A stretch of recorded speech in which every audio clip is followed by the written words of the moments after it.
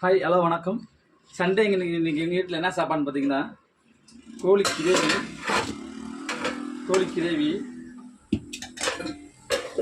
ஆட்டுக்கறி குழம்பு, ரசம், white rice.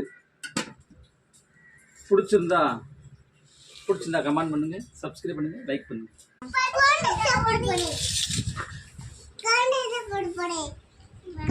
Hi